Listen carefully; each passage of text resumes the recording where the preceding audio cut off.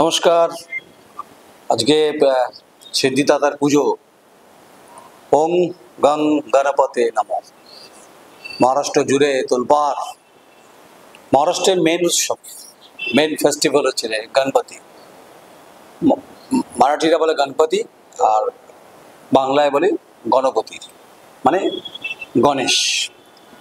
কিন্তু কোনো বিশ্ববিদ্যালয়ে গণপতির পুজো হয়, এটা আমি আমার কশ্চিৎকালে সাংবাদিকতার জীবনে দেখার অভিজ্ঞতা হয়নি।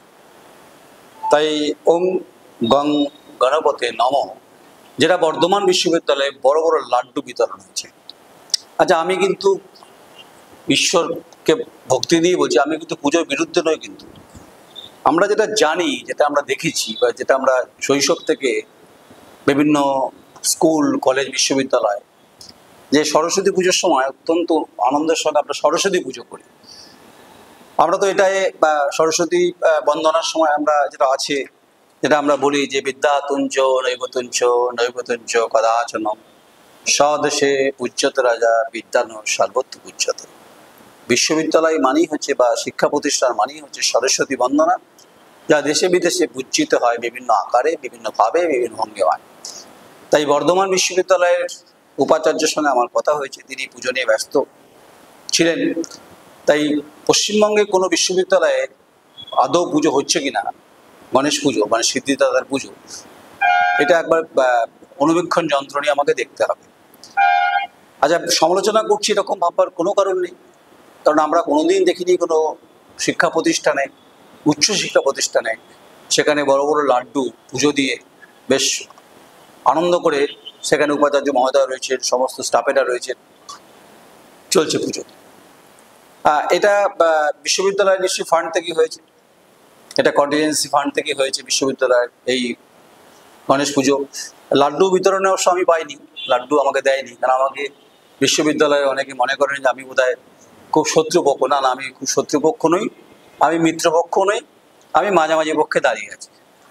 তো তাই প্রশ্নটা তুললাম যে এ রাজ্যের সরকার যখন বিভিন্ন পুজো, বিভিন্ন ধরনের ধর্ম নিয়ে যখন অনেক কথা হয়, ঠিক আছে, আমি সমস্ত ধর্মকে সম্মান দিয়ে বলছি, কারণ আমি ধর্মকে মানা উচিত।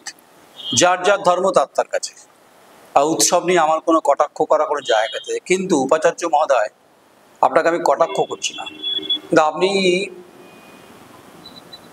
শুরুয়াত করলেন, দেখিয়ে দিলেন যে বিশ্ববিদ্যালয়ের ভেতরে যে গণপতির পুজো হয়, এটা আপনি কিন্তু পথ দেখালেন। আশা করি আপনাকে দেখে, আপনার এই ভাবনাকে দেখে আগামী দিনে সমস্ত কলেজ বিশ্ববিদ্যালয়তে গণপতি পুজো হবে।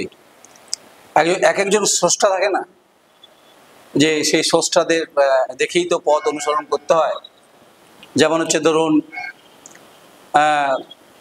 সতীদাহ প্রথা নিবারণ করেছিলেন, আন্দোলন করেছিলেন রাজা রামমোহন রায়, এবং বাল্যবিবাহ বন্ধ করেছিলেন বিদ্যাসাগরের মুভমেন্টের সময়। মনে রেখেছে সবাই। খুব অল্প বয়সে ক্ষুদিরাম বসু, তিনি ফাঁসির মঞ্চে গেছেন, এটা আমাদের ইতিহাসে লেখা আছে। ঠিক তেমনি যে পশ্চিমবঙ্গের একটি বিশ্ববিদ্যালয়ের গণেশ পুজো হচ্ছে, আপনি তার স্রষ্টা উপাচার্য মহোদয়। আবার কেস দেবেন না কিন্তু, বা ডিফরমেশন কেস দেবেন না। আমি ডিফরমেশন কেসের জন্য বলি না, হচ্ছে এই যেটুকুই খরচা হোক না কেন, যেটুকু ফান্ড থেকেই, আপনার ডিপার্টমেন্টের ফান্ড থেকেই হোক, কিন্তু নিশ্চয়ই সবাই পাত পেরে খেয়েছে কি, সমস্ত কর্মী, সমস্ত ছাত্র, সমস্ত ছাত্রী। এমন একটা সময়ে হচ্ছে পুজোটা তো নিয়মের সঙ্গে সঙ্গেই হয়, নিয়মের কালেই হয়। এ তো আটকানো, এই তিথি আপনার আমার হাতের মধ্যে নেই, এটি যুগ যুগ ধরেই হয়ে আসছে। একদিকে যখন দুর্নীতিতে পরাকাষ্ঠ ব্যাধিতে আক্রান্ত বর্ধমান বিশ্ববিদ্যালয়, যেখানে আর্থিক তছরূপের বিরাট 1,93,86,000 সামথিংয়ে যখন লালবাজারে তদন্ত চলছে, আর ঠিক সেই সময় দাঁড়িয়ে, যদিও গতকাল লালবাজারের আধিকারিকরা এসেছিলেন, আমি এটার সঙ্গে মেলাইন করছি না, আবার রেগে যাবেন। আপনি এই পুজোতে অংশগ্রহণ করেছেন, পার্টিসিপেশন করেছেন, পুরোহিত এসেছিলেন, ঢাকটা শুনতে পাইনি, মন্ত্রোচ্চারণ আমি শুনতে পেয়েছি, আমার কাছে সেই ফুটেজ রয়েছে। তাই যা মনীষীরা যা বলেছেন তাদের পথ আমি অনুসরণ করেছি, ঠিক তেমনি আপনি মনীষী নন, আপনি উপাচার্য, আপনাকে সম্মান দিয়ে বলছি, আপনি যা করলেন পশ্চিমবঙ্গের সমস্ত স্কুল কলেজ বিশ্ববিদ্যালয় আগামী দিনে গণপতি উৎসবে মেতে উঠবেন, এর যদি স্রষ্টা কেউ থাকে সেটা হচ্ছে বর্ধমান বিশ্ববিদ্যালয়ের ভাইস চ্যান্সেলর। এটা কিন্তু আপনি নিজে আনন্দ পেয়েছেন, আপনি অবশ্যই আনন্দ পাওয়াটা স্বাভাবিক। আপনার বিশ্ববিদ্যালয়ে গণপতি উৎসব হচ্ছে, আমরা দেখেছি যে বিভিন্ন ছাত্রাবাসে যখন খুব ভালো লাগে যে যখন সরস্বতী পুজো হয় এই ছাত্রাবাস থেকে ওই ছাত্রাবাসে নিমন্ত্রণ যায়, এক একটা মানে বিভিন্ন মিষ্টি যায়, আবার ছাত্রীনিবাস থেকে ছাত্রীনিবাস আরেকটা ছাত্রীনিবাসে সব শাড়ি পরে যায়। এইখানে তো সেরকম ব্যাপার ট্যাপার নেই, কারণ গণপতি উৎসবে সে রেয়াজটা নেই। গণপতি উৎসব অ্যাকচুয়ালি মহারাষ্ট্রে হয়। যাই হোক, আপনি ধোঁয়ার গন্ধ মানে ধুনুচি ছিল, ধূপ ছিল, মোমবাতি ছিল, জল করছিল, আপনিও ছিলেন, আমি ছিলেন পুরোহিত, ছিলেন আপনার কিছু কর্মী। আর সংবাদ মাধ্যমের ভিড় জানি না, আমাকে তো আমি যাইও নি, আমার সহকর্মী গেছিল, তাকে ঢুকতেই বাধা দিয়েছে, অভিযোগ করছি তাদেরকে। তাই লাড্ডুটা পেলাম না, লাড্ডু পেলে ভালো, খুব বড় বড় লাড্ডু নাকি শুনেছি।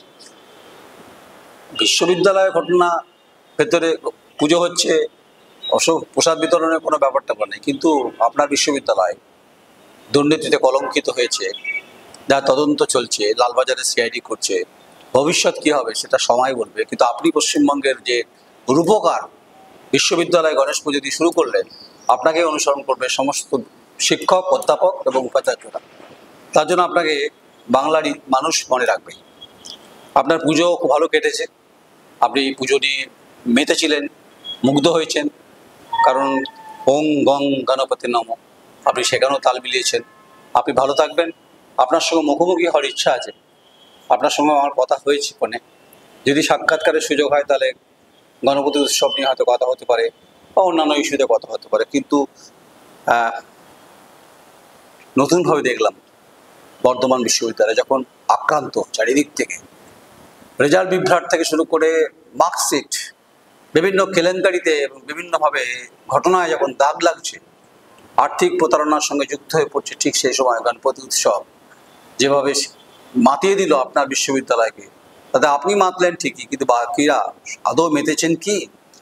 আর ভক্তমণ্ডল তখন হেফাজতে আছে, তিনি কার কার নাম করেছেন।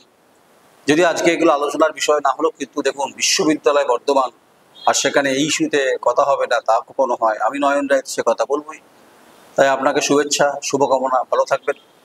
আগামী বছর আপনি আবার গণপতি উৎসব করবেন, আপনি থাকলে, যদি থাকেন তাহলে করবেন, নাহলে আপনাকে দেখে কোনো বিশ্ববিদ্যালয় করবে, তাহলে আপনি ইতিহাস রচনা করলেন, তা নিয়ে কোনো সন্দেহ নেই। আপনার ভালো লাগবে না আমার এই প্রতিবেদন, হয়তো ব্যথা দিতে পারে, কষ্ট দিতে পারে, কিন্তু আমি অপারক, আমি গণতন্ত্রের ফোর্থ পিলার। আমার কাছে যেটা মনে হয়েছে সংবাদ, তাই আমি আমার ঢঙে, আমার স্টাইলে এই শোস্টার যে আপনি যে শোস্টা শুরু করলেন, শুরুয়াত, তাই এমন একটা সময় করলেন যে সন্ধিক্ষণে করলেন, তো যে সন্ধিক্ষণের সন্ধ্যাবেলায় অন্ধকার রয়েছে, অর্থনৈতিক অপরাধের অন্ধকার রয়েছে, তাকে কোন ধুনুচি দিয়ে, কোন ধূপ দিয়ে, কোন গঙ্গার জল দিয়ে ধোবেন, সেটা তো আপনি বলতে পারবেন না, সেটা বলতে পারবে বিচার ব্যবস্থা, বলতে পারবে তদন্তকারী সংস্থা। আবার বলছি মেলাইন করছে না। শুভেচ্ছা রইল, নমস্কার, আমি নয়ন রায়।